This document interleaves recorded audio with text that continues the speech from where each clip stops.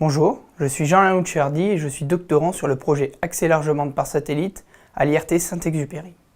Ma thèse a pour objet les nouvelles formes d'ondes permettant d'augmenter la capacité des communications par satellite.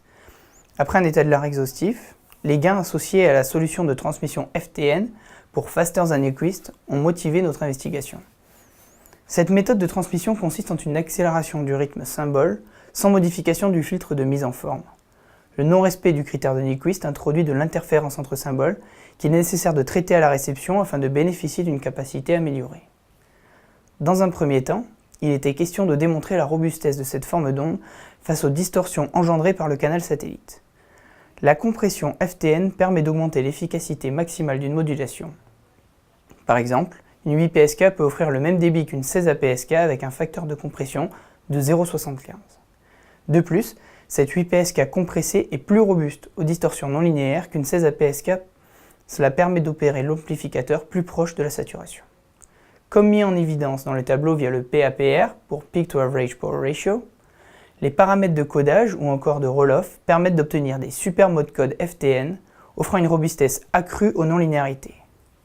Fort de cette observation, la suite de nos travaux a porté sur la modélisation de la transmission FTN dans un canal satellite. Les séries de Volterra sont habituellement employées pour modéliser un canal non linéaire, introduit par un amplificateur, ici celui de la charge utile du satellite. Cette dernière comprend un filtre MUX, qui permet d'optimiser l'amplification en partageant la bande en plusieurs sous-bandes amplifiées séparément.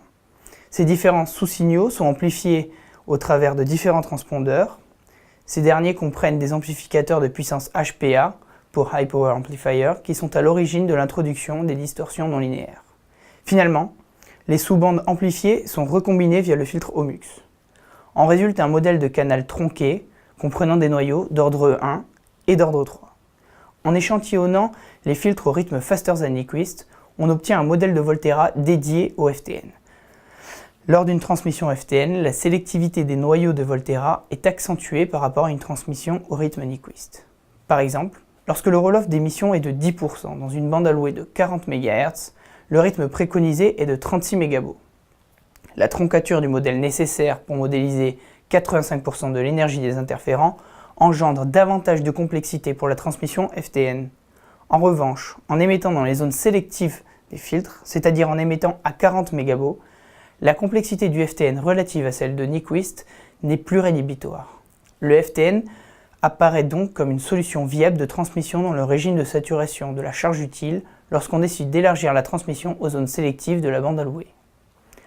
Le même phénomène peut être observé lorsqu'on considère une transmission dans un transpondeur large bande. L'interférence entre symboles introduite par la méthode de transmission FTN doit être traitée à la réception. La distorsion de la charge utile doit également être prise en compte. Le modèle de Volterra décrit précédemment traduit à la fois la compression et la non-linéarité. Réaliser une détection sur ce modèle permet de compenser l'ensemble de l'interférence entre symboles. Afin de maximiser les gains, c'est une détection de type maximum a posteriori, ou MAP, qui a été implémentée. En effet, cette dernière est plus performante qu'une détection MMSE compte tenu de la forte sélectivité du canal. Il est nécessaire de mettre en place une turbo-égalisation entre les détecteurs MAP et le décodeur LDPC afin de tirer profit au maximum de ce type de transmission. Les a priori sont rebouclés sur plusieurs itérations afin de baisser le seuil de détection de la transmission. Notez que le bruit est corrélé du fait de la désadaptation du filtre à la réception et du rythme d'échantillonnage qui suit. Cette corrélation n'est pas prise en compte dans le modèle et, en l'absence de filtre de blanchiment, dégrade les performances de la détection. Les gains offerts par cette méthode dans la région des faibles SNR, de 0 à 10 dB, induisent une augmentation de 19% de la capacité comparée aux performances actuelles du standard DVB-S2X avec un amplificateur linéarisé. Compte tenu des bonnes performances offertes par le prédistorteur SVA, nous avons ajouté sa courbe de capacité dans la région des SNR nous intéressant. Le FTN couplé au modèle de Volterra offre une augmentation relative de l'efficacité spectrale de 12%. En cela, dans la région des SNR bas, le FTN couplé à un modèle de Volterra avec une émission dans les zones sélectives est la solution la plus performante entre 0 dB et 10 dB. Finalement, un verrou rapidement identifié concernant le FTN était la synchronisation de cette méthode de transmission.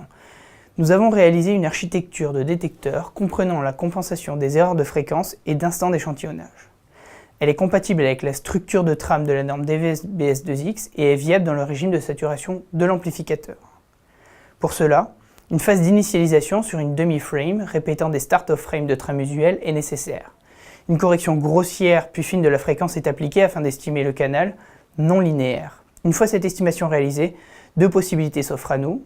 D'une part, corriger l'instant d'échantillonnage afin d'avoir un canal cohérent avec le modèle attendu.